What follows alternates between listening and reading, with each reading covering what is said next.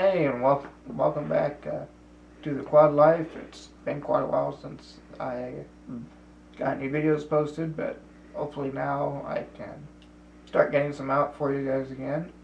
So today we're going to look at past and future a bit. So when I was born, I did not have any unusual problems. I only had tubes in my ears as a baby, and that was the biggest thing that I had problems with. I learned to walk and did crazy things that kids do, like get out in the snow and shovel and that kind of thing. But on February 20, 1985, I was a typical 3-year-old, but on that day, my parents, an aunt, and I were headed to Des Moines, and on the way, the weather turned kind of bad, and we ended up having a car accident that our vehicle hydroplaned into the oncoming lane, where we were hit by an oncoming truck. And in that accident, I got my C2-3 spinal cord injury. And now, yesterday, it has been 35 years since my injury. So, in that time, I've been able to do a lot. I was in the hospital originally for about 7 months, and the doctors wanted me to go to a care facility.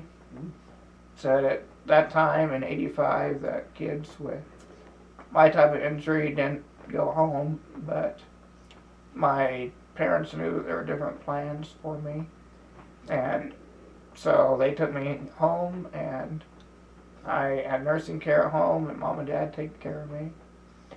And despite what doctors said, that I would get sick all the time, I even went to regular school. So, like in kindergarten and the early years, I even had a drafting table set up for my desk, and I learned right along with my classmates.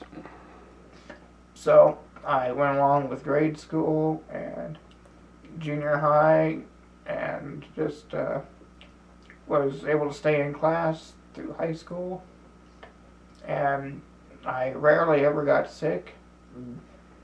Say, even with doing the ventilator 24/7 and being up all day at class, I didn't have a lot of problems until my teenage years with my back turning with scoliosis.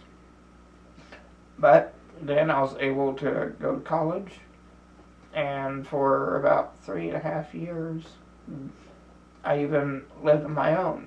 That I had my own dorm and my own apartment.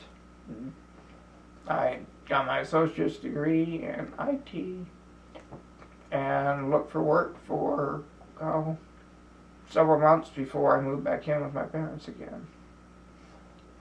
Now, since I moved back in late 2003, I've been able to do quite a bit. That I do some web development, volunteer work, and I now preach as well. But 35 years is a long time. Unfortunately, longevity for event-dependent quads like myself is not all that great. I know that switching to the diaphragm pacemaker was helpful, but I'm still unable to breathe on my own and still have problems with needing suction and that kind of thing. But thankfully God has given me a very long life that I can still serve Him. In 2019 alone, I know 3 other quads that passed away. One was an adult that I knew, and he was around 30 years post-injury. The other 2 were just kids. One was 10-year-old boy and the other a 16-year-old girl. So they obviously didn't have a nearly as many years that I have been given. So I'm very thankful for what God has given me.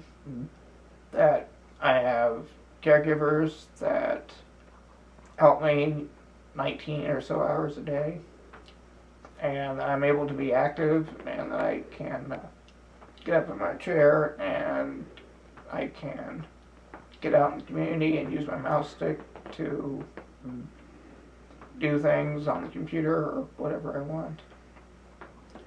I'm looking forward to when God says my time is done on this life, but until then I'll continue to serve Him. So just because you can't move or control your body doesn't mean you can't still be active, and I say you still need to serve Him as well. That even though I can't move, I've still been blessed with many things, like a good wheelchair, parents that are very helpful and do a lot for me. And I know that I deserve nothing, that I have still broken God's commandments of lying, stealing, and not honoring Him at all things. But I repented of my sins and tried to serve God in everything. And that's what we all need to do, no matter how many years we're given. So that's it for this time, and I look forward to getting more videos out and showing what I've been able to do with this life that God has given me, and hope to help others as well. So I will see you next time on whenever that will be. Bye for now.